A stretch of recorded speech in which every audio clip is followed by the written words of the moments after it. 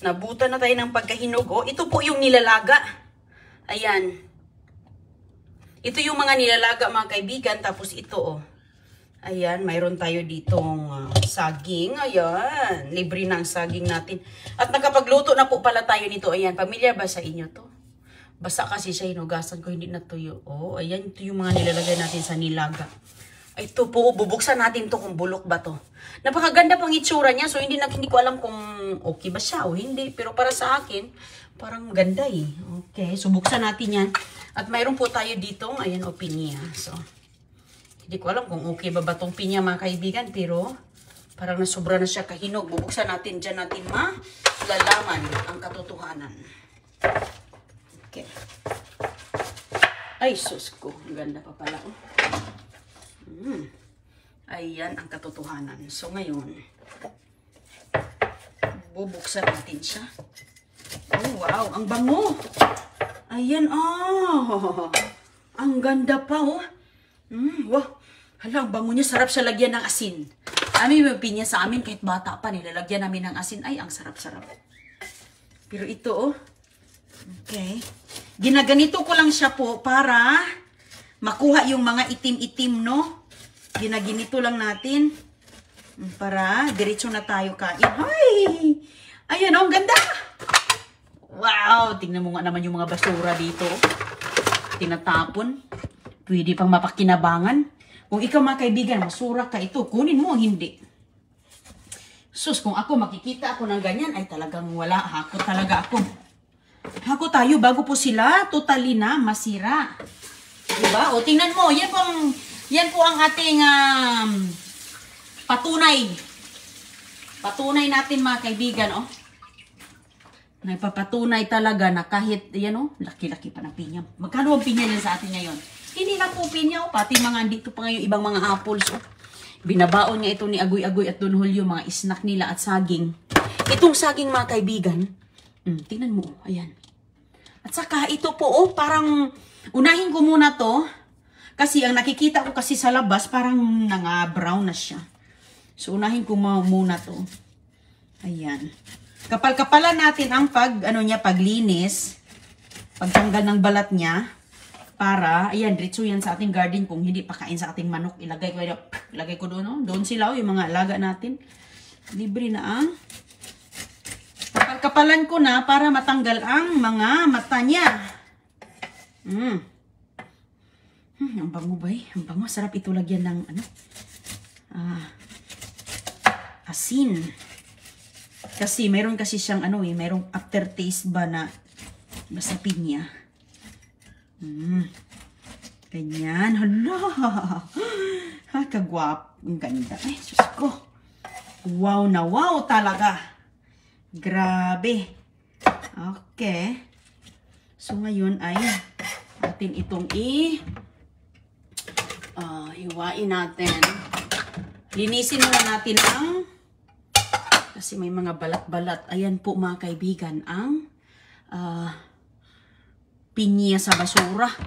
Hindi lang po yan, pati cantaloupe ba? Cantaloupe para po din yung watermelon pero ang loob niyan is orange. Okay, hugasan lang natin to. Okay, may mga balat-balat. Hala, palamigin natin yan. Sarap yan naman. Lalo na pang smoothie. Ayay, ako dito pinag-smoothie ko lang itong mga ganito. Oh. Lalo na pag marami. Dalawa lang yung nakuha natin. Oh. Pinamimigay ko mga kaibigan. Tag-isa kami. Tuwang-tuwa talaga sila dahil sus, ang tamis nito ba? Sigurado yan. Tikman natin. Diyan natin malalaman. Okay. So ngayon ay hatiin natin sa ganyan. Kasi yung gitna niya medyo matigas. Pero kinakain ko pa rin para sa mga bulilit. Tinatanggal ko ang gitna. Subok yan sa Bisaya. Ayan. Ito, ako nakakain ito kay ayan. Maganda ito sa mga ngipin na mga matibay. Kaya medyo yan medyo chewy. Hello! Wow! Ay, bowl na lang ang ilagay natin. Sa bowl o sa plato. Sige na. Kayo, ano na yung nagamit natin. O, diba mga kaibigan? O, tingnan nyo. Ang ganda. O. Ayan, hiwain natin para pagdating ni Don Julio at Agoy-Agoy. Ay, Para makapagbaon din sila ba sa school. Sus, alam mo, minsan pag doon ka na sa basurahan, hindi mo na alam ano yung kukunin mo. Dampot ka lang ng dampot doon kay sa daming mga dinispatsa. Sus ko, magkapasana all na lang tayo no na mayroon din dyan sa atin. Kay dito talaga nakakasave na. O, magkano na tong isang ganito? Sus ko, ang prutas dito mahal kaya.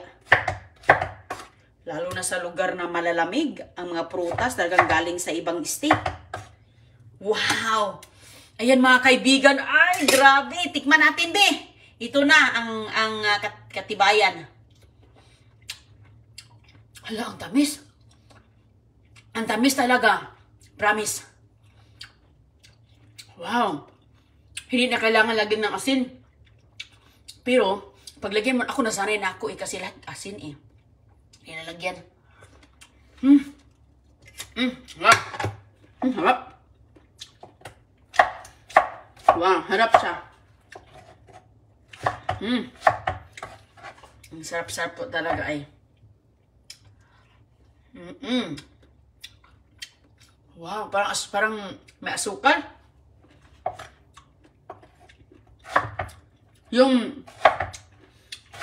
pinya namin sa bukid, sus ko. Iwan ko ba't maasim. Pero dito talaga matamis. Ayun mga kaibigan, oh. Napaka, matubig pa. Hala, hindi ka talaga makapaniwala dito. Ay, sus ko, kung malapit lang tayo nun, ako. Isa na din kayo sa mabiyayaan ng ating mga nakuha mga prutas. Sus, ang mahal ng prutas ngayon. Ay, grabe, oh. Ay, mga kaibigan, maganda ang pinya sa ating kalusugan dahil nakaka-fiber to, eh. Ayan. Maraming mga magandang benepisyo sa atin. Ayan, oh. Hala, grabe, naka-isang plato na tayo, oh. Lalo na pag ilagay ito sa fruit salad.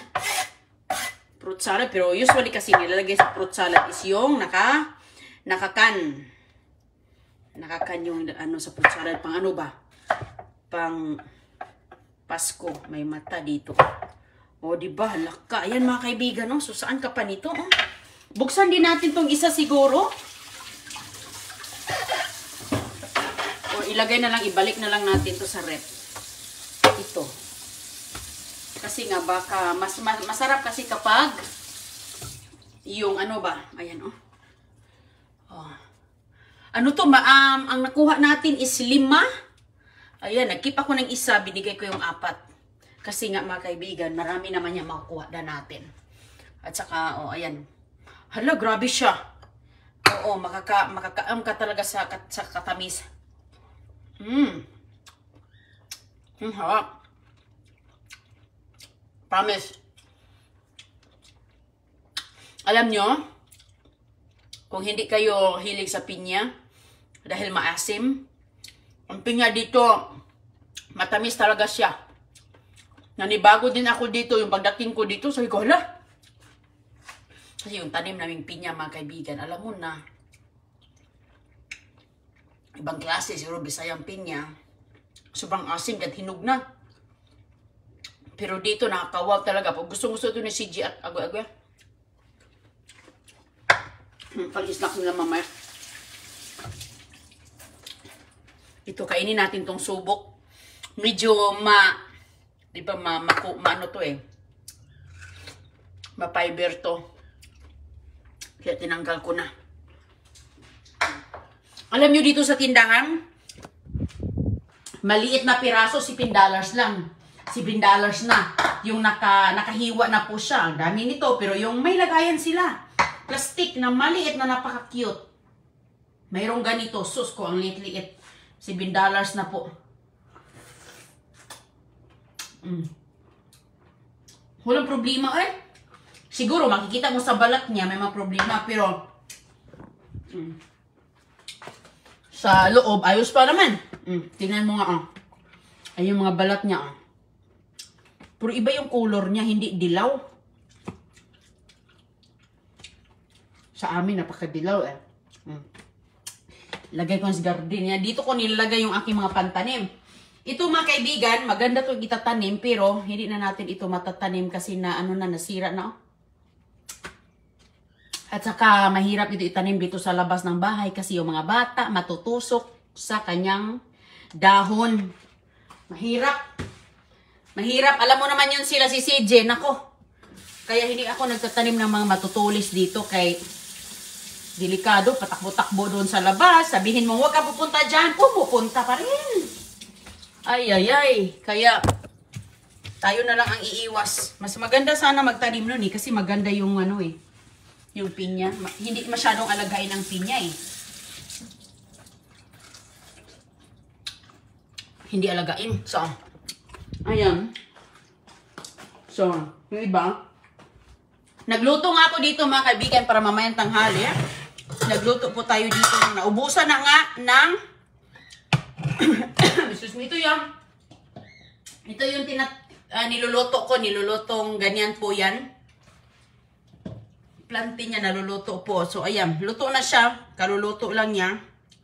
At ito, balatan lang natin yan. Mamaya pang tanghalian. Okay. Ito. Ayan, bago magtanghalian, magmerienda muna ng prutas bago po siya ma-overripe. Ayan po.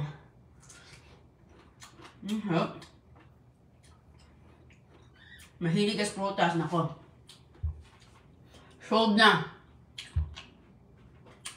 Nakatipid na. Pinya. Hingi naman dahil. Isting Araza. Kung malapit ka lang, nako.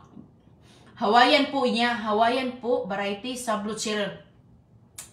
Hindi ko talaga alam ano yung mga variety nito ba.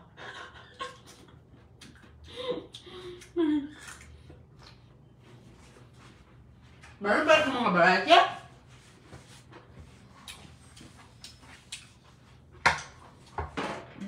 May variety pala to.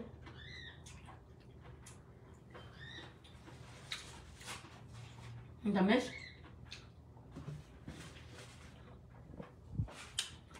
Hindi, bakit ang payat mo na? Ma'am, mahirap na kasi ma'am, ano eh. Balik ako sa dati kong ano ma'am, timbang. Kasi maliit talaga ako. Maliit talaga ako ma'am. Kaya, nag-ano tayo,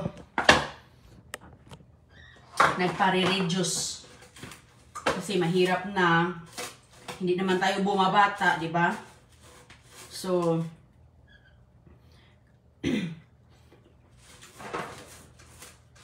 ano tayo ba? Papayat ng konti. Ilagay ko to sa rip mga kaibigan. Maliit talaga ako noon. Kung nakikita niyo po yung mga luma kong mga litrato, kaya yung ano ko, mga damit ko, hindi ko na masusuot. Kasi ano ako noon, extra small. So alam mo, pag mga anak ka na talaga mga kaibigan, lalo na nakadalawa ka na, mag-ano talaga ang iyong katawan. Magbabago. Pero depende din yan sa disiplina kay hindi din kasi maganda na hahayaan lang natin ba. Okay lang, nung bata pa tayo. Susto, kain tayo ng kahit ano. Pero ngayon, kailangan na nating magprutas-prutas, gulay-gulay. Wala na tayong mga ano pa dyan, di ba? Ay, ano na, mayroon ng limit. Ingat po kayo ha, at kita na lang yung susunod. Salamat po. Demonic Crown. Ang sarap ng pinya po. Okay po, bye-bye. Shoutout pala kay Ma'am Chris Lim. Sorry, Vitno. Ponce Cajero. Thank you po.